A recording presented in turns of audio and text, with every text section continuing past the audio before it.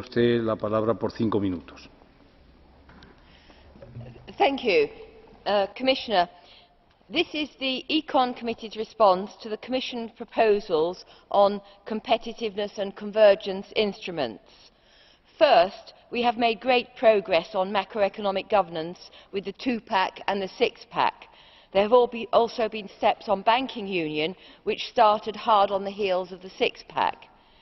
I know that Europe must keep pumping out ideas is a message that is pressed upon you. The Econ delegation heard the same from the IMF last year. The problem is that it undermines understanding of what we have already done and does risk sending out a message of failure. We think that it's time to prioritise full implementation of the eight-pack, that is the 2 plus 6-pack measures, before we obscure them with the next new idea. And clarity is needed on any added value in relation to existing measures.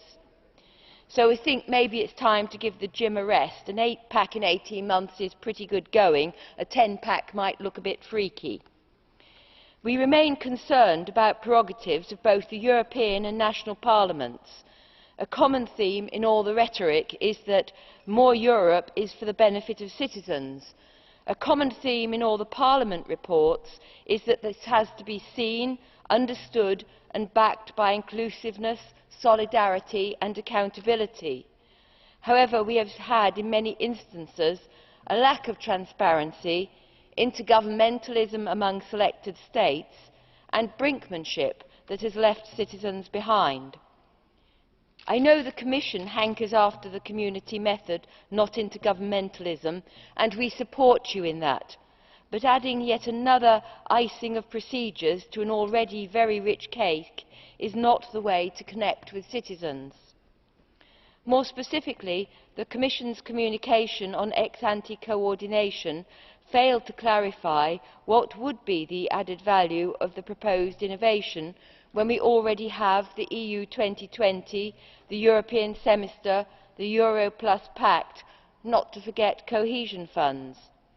In order to avoid increased confusion, Econ has called for an inclusion of any new instrument firmly into the framework of the European Semester. This would notably allow for proper transparency and parliamentary scrutiny over the process. The Commission proposes to put in place contractual arrangements between the European and national level to incentivise the reform process at the national level. We propose to have an EU-level convergence code detailing key reforms to be put in place in all Member States, on the basis of which incentives would be allocated. We think this is better than contractual arrangements, which really don't have a place between the European and national level. Rather, we should seek cooperative processes. An increased budgetary capacity to tackle the immense structural issues we are faced with is welcome. The funds allocated to CCIs could even be the embryo of a Eurozone budget, which would surely help ease asymmetric shocks within the EMU. But the communications were also interesting for what is not in them. What we didn't see is a clear commitment to more democratic Europe. It is truly amazing, given what is all over the newspapers throughout Europe about confidence in the EU, to see that the Commission is planning to have CCI funds outside of the EU budget and devoid of any parliamentary scrutiny whatsoever. Our resolution makes more detailed suggestions about how any new instrument, and that is an if, an any rather than a definite, and how that should be open to all Member States, Euro or not, programme or not, where necessary on a voluntary basis, open to all that contribute to any new budgetary capacity. Deeper integration of ex-ante coordination and decision-making at European level must also be built on a solid layer of statistics.